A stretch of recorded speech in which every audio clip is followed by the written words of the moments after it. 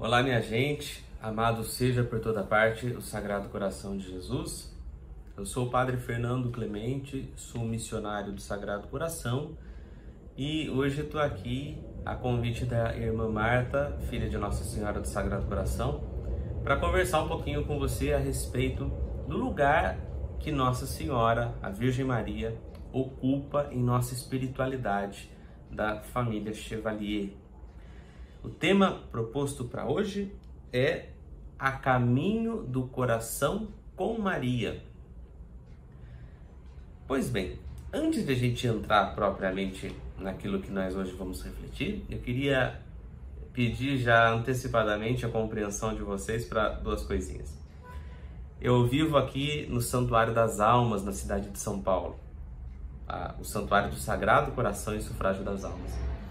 E, para quem conhece, a gente mora bem debaixo de uma estação de metrô, né? Então, o metrô tá passando aqui toda hora, tem muita gente passando. Se você ouvir algum barulho, algum grito, não é porque eu tô gravando no meio da feira, não. É porque é quase, né? Tô perto de uma estação. E a segunda coisa, eu tô no meio de uma crise alérgica, porque se eu mexer em mofo, acaba a minha paz de espírito, né? Então, se eu começar a espirrar no meio, não é coronavírus, né? Tô falando isso porque alguém pode se preocupar, né? E não vai passar pela tela, mesmo que fosse, né? Mas não é o caso. Bom, vamos lá. Postas essas coisas, vamos ao que viemos. Quando falamos de Maria, dentro da espiritualidade da família Chevalier, nesse caminho do coração, nós naturalmente iremos nos dirigir à figura de Nossa Senhora sob o título de Nossa Senhora do Sagrado Coração. Eu sei que muito provavelmente você já deve ter ouvido falar quando e como esse título começou a ser invocado. Por outro lado, mesmo sabendo, eu acho bom a gente voltar às nossas origens. Como disse uma vez Santa Clara, cuja memória celebramos tem poucos dias, né? Ela dizia assim, que a gente não tem que perder de vista o nosso ponto de partida. Então vamos lá, no ponto de partida da nossa família Chevalier e entender como é que surgiu esse título de Nossa Senhora do Sagrado Coração. Tudo começou numa cidadezinha francesa no finalzinho do século XIX, com um padre também francês chamado Júlio Chevalier. Padre Júlio Chevalier, quando estava ainda no seminário, procurava de toda maneira ser um seminarista exemplar. Ele desejava ser padre, né? A dificuldade, inclusive, para ele chegar ao seminário foi até bastante grande, porque a família era muito pobre e naquele tempo, diferente de hoje, as famílias dos seminaristas, né, dos que queriam se tornar padres, as famílias deles tinham que se responsabilizar pelo custo dos estudos. A família de Chevalier não tinha como.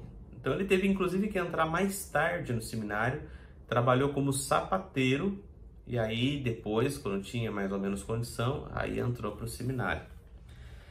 Então, esse desejo dele, só por causa desse gesto, né, de mesmo não tendo dinheiro, se esforçar e ir para o seminário, já revela que ele tinha realmente um desejo muito grande de servir a Deus.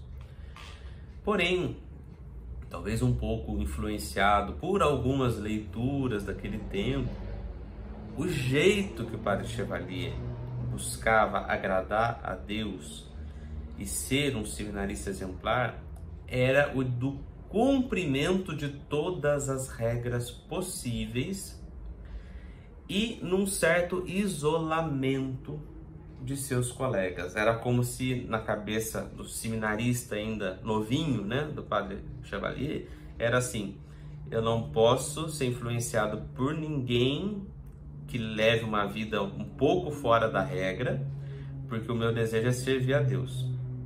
Então era por aí que ele ia. A princípio, a intenção parece ser nobre, né? Só que a longo prazo, isso foi gerando uma figura um pouco triste, né? Um pouco para baixo, A família do Padre Chevalier, sobretudo a mãe dele, por exemplo, era uma mulher muito bem-humorada. O próprio Padre Chevalier fala disso nas suas notas íntimas, que por sinal está aqui. Esse livro que tem alguns extratos dos diários do Padre Chevalier, né?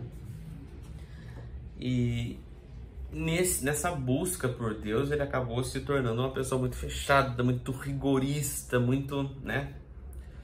Até o momento em que, na teologia, ou seja, já no final dos seus estudos, ele teve contato com duas coisas que fizeram a cabeça dele mudar e o seu coração também.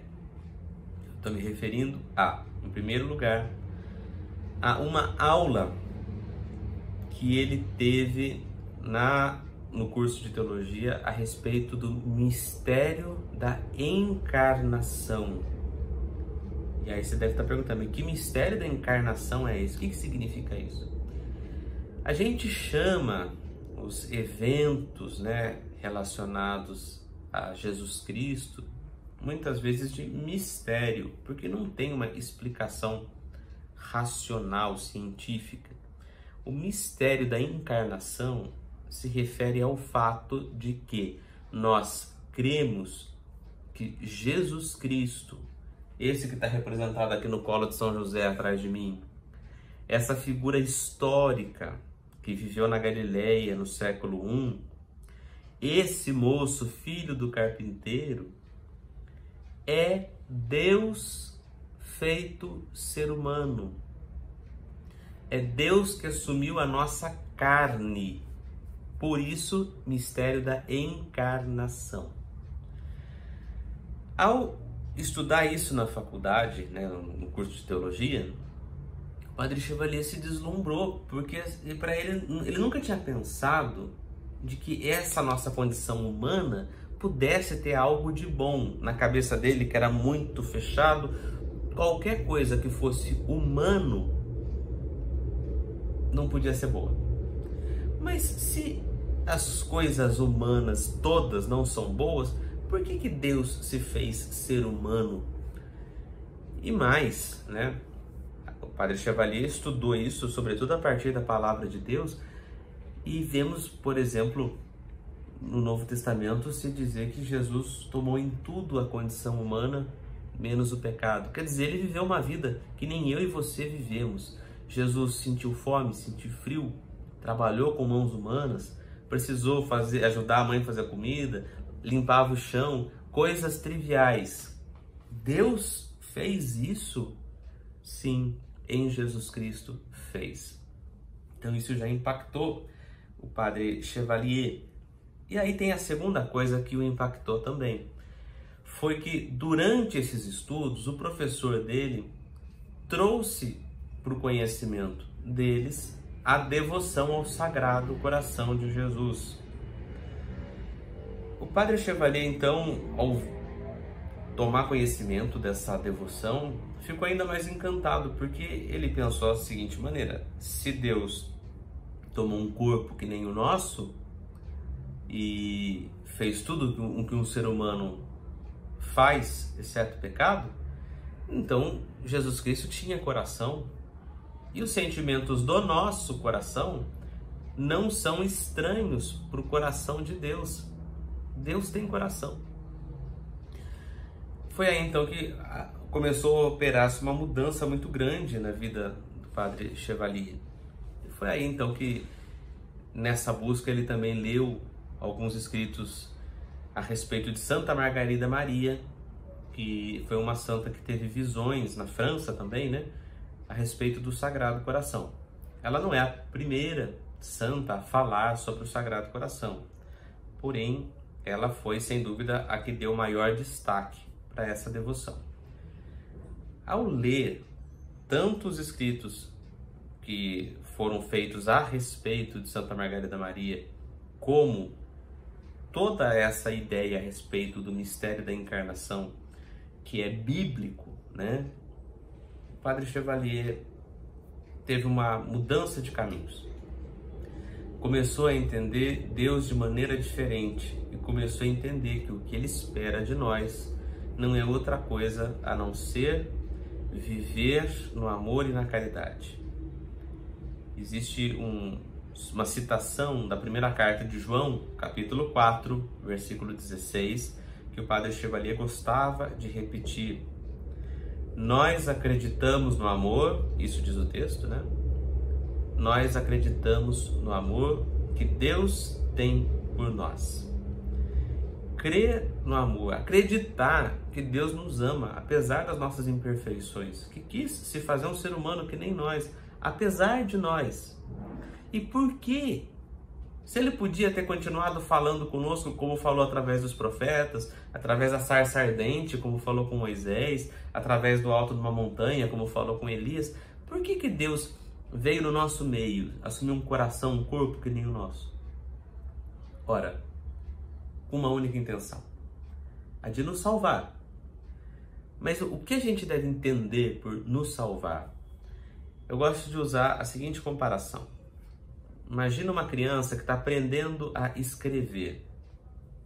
A letra de quem está aprendendo inicialmente, geralmente não é boa. Às vezes escreve coisas erradas. O que o educador, ou a educadora, ou o pai e a mãe da criança, ou quem está cuidando da criança, em geral faz? Vê a criança escrevendo mal, né? Tá lá com a caneta. A pessoa que está ensinando coloca a mão sobre a mão da criança e ajuda a escrever direito, dizendo, é assim que se faz. Jesus tomou um coração, um corpo e uma vida como a nossa para nos dizer, é assim que se faz, é assim que se vive, é assim que se ama. Fazendo isso, vivendo como eu vivi, Jesus poderia ter dito, como disse, mas de outra maneira, dei-vos o exemplo, né? Ele disse, se fizermos isso, somos salvos. Salvos de quê? Do fogo do inferno apenas? Não, salvos da nossa própria maldade. A salvação ela começa aqui e se estende na eternidade. Nos tornamos pessoas melhores, mais leves, mais felizes, se colocamos o amor na nossa vida, se tentamos ter um coração que nem o coração de Jesus.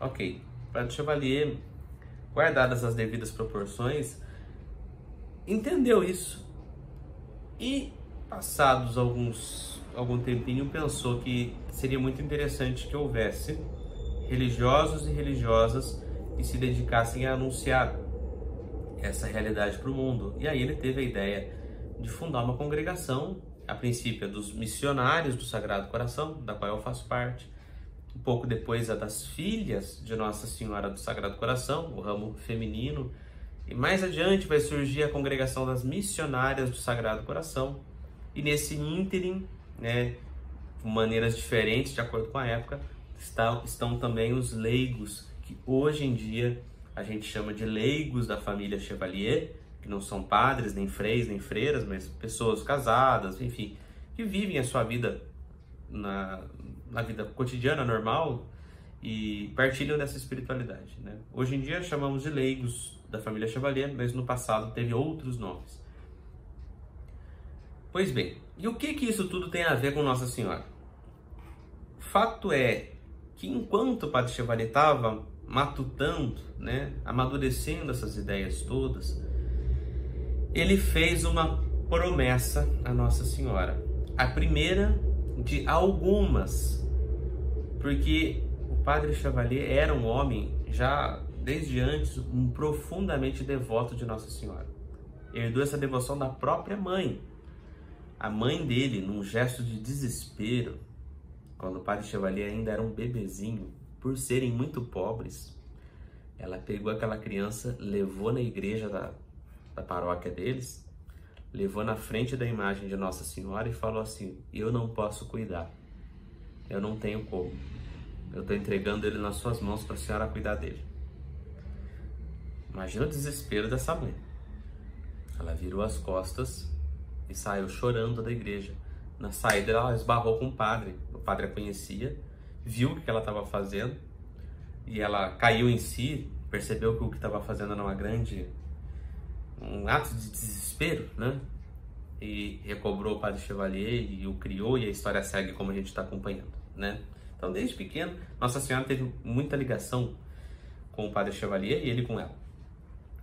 Então, quando foi para começar essa obra, o Padre Chevalier pediu a Nossa Senhora que, se fosse da vontade de Deus, que ela desse um sinal para ele saber se ele estava indo pelo caminho certo ou não.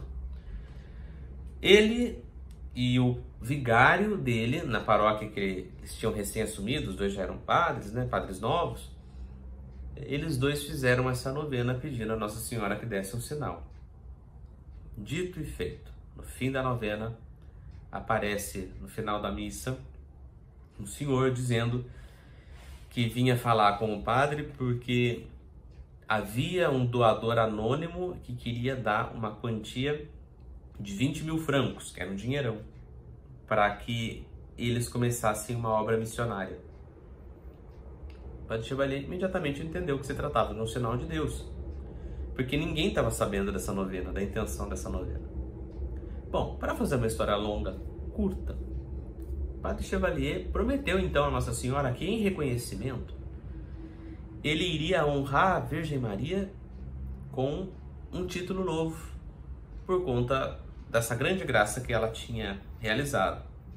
E iria fazer com que os religiosos e religiosas dessas congregações que iriam nascer tivessem Nossa Senhora como a sua fundadora, né? Reconhecessem nela a iniciadora dessa obra. Foi aí então que surgiu esse título de Nossa Senhora do Sagrado Coração. Foi um jeito que o Padre Chevalier arrumou de pagar a promessa, mas mais do que isso, de deixar bem claro como ele entendia o papel de Maria dentro da história da salvação. A imagem de Nossa Senhora do Sagrado Coração é bem conhecida de todos nós. É a Virgem Maria de pé, segurando nos braços o menino Jesus. O coração do menino Jesus aparece resplandecente. Jesus aponta para o próprio coração e aponta para a mãe. A mãe, por sua vez, segura o menino como a mostrá-lo para o mundo e aponta para ele. Só nessa imagem a gente pode entender o papel de Maria. Apontar para Jesus. Apresentar o coração de Jesus para o mundo. E Jesus, por sua vez, nos diz com a mãozinha, né? Se querem ter um coração que nem o meu, aprendam com a minha mãe. Ou, se querem que as graças que guardo no meu coração cheguem até vocês, peçam à minha mãe. Pois bem, o tempo passou, o mundo mudou, entretanto o Evangelho segue o mesmo. O jeito de entendermos a fé, também com o passar dos séculos, com o passar das décadas, foi se adaptando, mas sempre preservando aquilo que nós temos de essencial. Frente a essa história que ouvimos até aqui, nós poderíamos nos perguntar, certo, e o que uma história acontecida no século XIX pode trazer para nós podermos viver hoje, no século XXI? Ou, se a gente for mais radical, o que o Evangelho, que foi escrito há quase 2000 anos, pode nos ensinar hoje? Qual é a proposta, né? A nossa fé não é uma fé simplesmente de ouvir por um ouvido e sair por outro, olhar, achar tudo muito bonito e acabou. A nossa fé, ela precisa virar uma prática, precisa virar um estilo de vida. O que a figura da Virgem Maria pode nos ensinar? Pois bem, para falarmos disso, é importante que a gente tenha bem claro o seguinte: a visão do Padre Chevalier sobre o Sagrado Coração, e se queremos falar de Nossa Senhora do Sagrado Coração, é preciso que a gente tenha bem claro o que é o Sagrado Coração. O que a gente está falando quando fala Sagrado Coração? O que significa? A visão do Padre Chevalier sobre essa devoção, a princípio, foi aquela imagem que a gente conhece de Santa Margarida Maria e o conteúdo daquelas revelações, em que Jesus pede a Santa Margarida que se faça reparação pelos pecados da humanidade, que se faça adoração, e aí também a devoção da primeira sexta-feira, da primeira sexta aparece. Porém, embora o Padre Chevalier tenha tido um primeiro contato com essa devoção aí, o jeito que ele entendeu e ao longo dos anos em que viveu, né, o jeito que ele entendeu e desenvolveu essa compreensão foi mudando. O Padre Chevalier deixou aos poucos de olhar só para essa revelação particular de Santa Margarida Maria e passou a olhar diretamente para os evangelhos. E isso fica muito claro. Por exemplo, ele deixou muitos, esse livro aqui, infelizmente eu não tenho em português, são os manuscritos sobre, esse aqui é da Virgem Maria, acho que está lá em cima, os manuscritos sobre o Sagrado Coração. Ali a gente percebe uma insistência do Padre Chevalier de fazer com que nós olhemos para o coração de Jesus dos evangelhos o tempo todo. Jesus vê, o Padre Chevalier vê em Jesus o bom pastor, que à vista de qualquer infelicidade, de qualquer miséria humana, enchia o seu coração de compaixão. Jesus reconhece em Jesus o verdadeiro bom samaritano, que veio nos resgatar porque sentiu no seu coração compaixão por nós. O Padre Chevalier olha o tempo todo para o coração de Jesus nos evangelhos e se deslumbra com tamanha bondade de quem se senta à mesa com justos e com injustos, que admite a sua companhia prostitutas, cobradores de impostos, todo tipo de gente marginalizada, esquisita, né, ou desajustada. Por quê? Porque um coração bondoso, um coração puro, não tem medo que a impureza do outro, o desvio do outro, o erro do outro, faça com que eu erre ou com que eu me desvie. Para o coração de Jesus, a santidade é contagiosa e não é o contrário, que o pecado é contagioso. E eu, ao me aproximar de alguém que está numa situação de erro na vida, com a minha bondade, com o meu bom exemplo, com a minha alegria, posso apresentar um estilo de vida melhor para essas pessoas e assim convencê-las. A evangelização, minha gente, não se dá só aqui, ó. Aliás, isso é uma coisa até praticamente desnecessária às vezes. Evangelização, anúncio do coração de Jesus, se dá na prática, no jeito que a gente trata os outros. Não adianta nada a pessoa ir na igreja, comungar, rezar o terço, falar com Deus, se ao sair da igreja maltrata o garçom, maltrata o porteiro. Então isso não é fé, isso fede, porque é hipocrisia. Padre Chevalier nos faz então olhar para o coração de Jesus. E é aqui então que eu chego ao centro, a coisa mais importante daquilo que eu entendo da nossa espiritualidade da família Chevalier.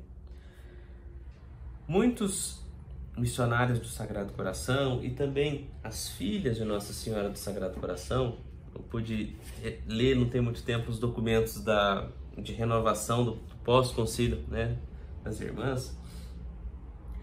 Muitos desses religiosos das congregações que o Padre Chevalier fundou acabaram com o tempo cunhando uma expressão que eu acho genial, maravilhosa, que é a espiritualidade do coração.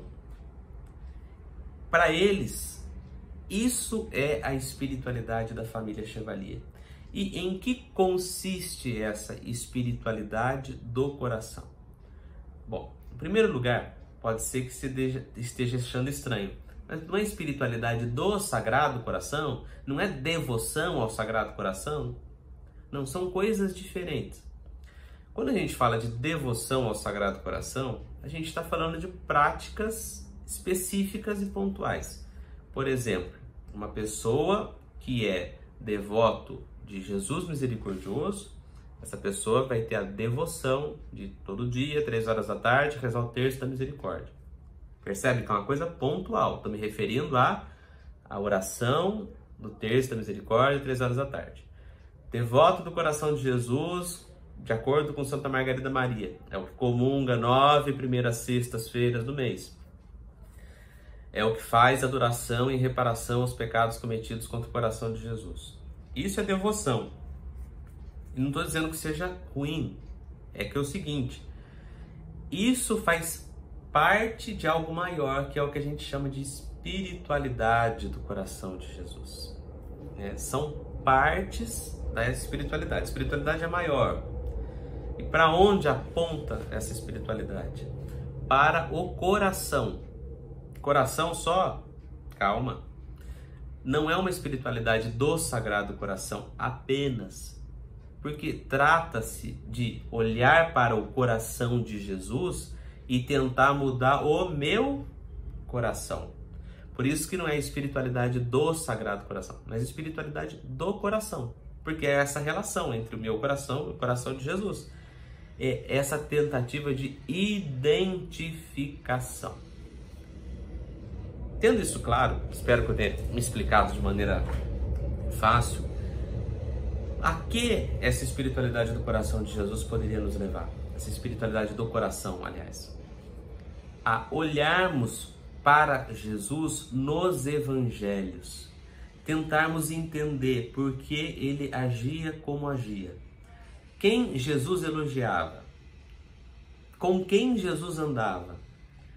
Por que Jesus criticava alguns? Quem eram esses que Jesus criticava? Tentar entender o coração, a cabeça desse homem-deus. Para quê? Para que a partir dessa contemplação, sobretudo através da palavra de Deus, da meditação do Evangelho diário, ao conhecê-lo, nós tentemos imitá-lo, ou ao menos segui-lo. E tentarmos nós fazer o nosso coração semelhante ao dele. Então, com quem Jesus andava? Com os pobres, com os marginalizados. Então, eu consigo fazer a mesma coisa? Lembrando que pobre não é só aquela pessoa que não tem dinheiro, né? Mas também há muitas pobrezas. Esses eram os amigos de Jesus. A quem Jesus criticava? Aqueles que são hipócritas, os que praticam uma religião farisaica, que se preocupa com a casca, mas por dentro, como diz o povo, por fora bela viola, por dentro pão bolorento, né? Então, essa é a espiritualidade do coração. E aqui chegamos então à figura de Maria. Ninguém na face da terra foi mais capaz de conhecer esse coração de Jesus do que a Virgem Maria. Afinal de contas, se tem alguém que conhece o coração de um filho, é a mãe. Não é assim? Pois bem, vamos imaginar essa situação. Jesus, bom, vamos começar pela figura de Maria. Maria gerou esse coração no seu ventre. Em primeiro lugar, na ordem do corpo físico, né? O coração de Jesus, a figura, a pessoa de Jesus cresceu e se desenvolveu no útero de Maria. Jesus foi amamentado por Nossa Senhora. Mais do que isso, Jesus foi educado pelas mãos de Maria e de José. Aquelas mãos que depois iriam curar, que iriam partilhar o pão, que iriam fazer a Eucaristia, que iriam ser crucificadas e que depois seriam mãos gloriosas, ressuscitadas, essas mesmas mãos, quando eram desse tamanhinho ainda, Nossa Senhora, a Virgem Maria, as segurou para fazer Jesus dar os primeiros passos. Essa mão de mãe alimentou o menino Jesus quando começou a sair do leite materno para começar a comer. Foi essa mão que o banhou, que o ajudou, essa mão que o educou. Então, como não dizer que o coração de Maria está afinado, bate no mesmo ritmo que o coração de Jesus, se eles dois tinham essa relação tão profunda? Da outra parte, vemos o coração de Jesus contemplando essa mãe. Você que é pai ou mãe, ou mesmo que se você não for, você já viu com que olhar um recém-nascido olha para a mãe quando está mamando? Ou quantas vezes a mãe, quando está... Esses dias eu vi essa cena, a mãe tentando fazer a criança andar, o olhar que a criança tem. É um olhar de ternura absoluta. Para a criança naquela fase, aquele ali é o universo, né? Imaginemos então Deus feito ser humano olhando para sua mãe terrena com esses mesmos olhos. E o quão grande se tornou a nossa humanidade porque nos foi permitido amamentar Deus. Maria fez isso. Olha que troca sublime, né? Então, o Padre Chevalier via essa relação intimíssima entre Maria e Jesus. Por um lado, o coração de Maria inteiramente voltado para o seu filho, e Jesus, por outro lado, totalmente voltado para sua mãe.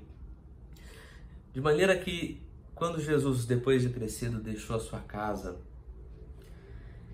e havia aquela expectativa de que o Messias chegaria lá em Israel, esperava-se um Messias que se tornasse líder militar, que iria expulsar os romanos da cidade de Jerusalém e que ia virar rei e tomar o poder.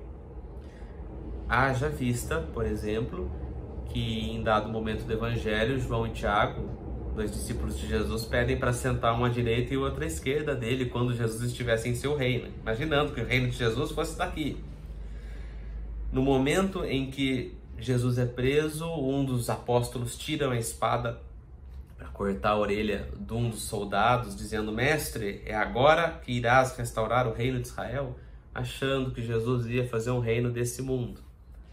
Até que na hora que Jesus está diante de Pilatos, o próprio Jesus fala: o meu reino não é deste mundo.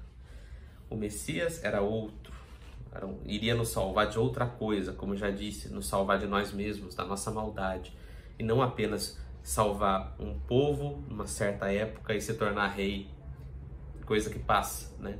Essa salvação de Jesus que ele nos ofereceu, de fato, essa não passa. Ok, esperavam isso, mas de repente começam a ver que Jesus, ao invés de pregar violência, pegar em armas, começa a pregar amor, tolerância, começa a acolher no seu convívio prostitutas, pessoas renegadas, deixa que mulheres, o que não era permitido na época, mulheres ouvissem o que ele estava ensinando, se tornassem discípulas. Jesus fez uma revolução de ideias. A tal ponto que em Marcos 3, se eu não estou enganado, a gente vê a seguinte situação. A família de Jesus, os primos, tios talvez, vão até Jesus para buscá-lo. Porque imagina, ficaram sabendo, peraí, o Jesus que era tão bonzinho, agora tá andando com esse tipo de gente esquisita. Vamos lá buscar ele. Eles diziam, olha o que está aqui em Marcos 3, versículo 21.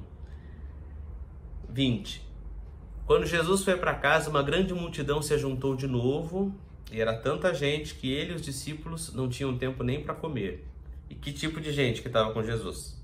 Essa turma toda que eu já falei. Pobre, prostituta, cobrador de imposto, tudo gente que ninguém dava muita atenção. Os parentes de Jesus souberam disso e foram buscá-lo, porque algumas pessoas estavam dizendo que ele estava louco. Então, até a própria família de Jesus não entendeu esse projeto de ter um coração melhor, mais misericordioso. Porém, no meu ver, acredito que os outros discípulos, os outros parentes de Jesus até podem ter ido lá. Mas Maria conhecia aquele coração e não deixou mais de acompanhar Jesus. É tanto verdade que no momento após a ressurreição, quando só sobraram os apóstolos, é ela que está com eles rezando. E é assim que o Espírito Santo é derramado em Pentecostes, com a presença amiga de Maria. Bom, a irmã falou que era para eu falar meia hora só, eu já estou falando quase 40 minutos, né? Então eu vou terminando por aqui. Que lugar, então, ocupa Maria na nossa espiritualidade? Ela é nossa, em primeiro lugar, companheira, que se senta à mesa conosco para nos falar de Jesus, para nos levar a seguir Jesus melhor. A irmã nos disse que o tema é o caminho do coração com Maria. Que caminho do coração é esse? O caminho de nos colocarmos atrás de Jesus, olhando para o coração dele nos evangelhos e tentarmos mudar o nosso coração. Isso vai acontecendo aos poucos, é um caminho. E quem nos acompanha e nos incentiva a isso é a Virgem Maria. É por isso que ela é Nossa Senhora do Sagrado Coração. Ela nos fala do coração de Jesus, mas também nos ajuda a seguirmos melhor esse coração. Quem caminha com ela pode até tropeçar, mas eu garanto que levanta mais depressa. Então vamos pedir a Nossa Senhora do Sagrado Coração que, na esteira dessa bonita tradição da nossa família Chevalier, que nós nos esforcemos a mergulhar nos evangelhos, gente. Compreender quem é Jesus, como Maria fez, ela que guardava essas coisas todas no coração, contemplava, admirava o seu filho e o seguia. Que nós façamos a mesma coisa na companhia dela. Olhemos para Jesus e tentemos imitar as virtudes do coração dele no nosso. Se a gente conseguir fazer isso, aí nós estaremos sendo verdadeiros embaixadores, embaixadoras ou embaixatrizes, como preferir, de uma espiritualidade do coração. Seremos o coração de Deus no mundo e o levaremos onde quer que a gente vá, por toda parte e eternamente. Acabou, não falo mais. Chega. Um abraço a todos e que Deus abençoe.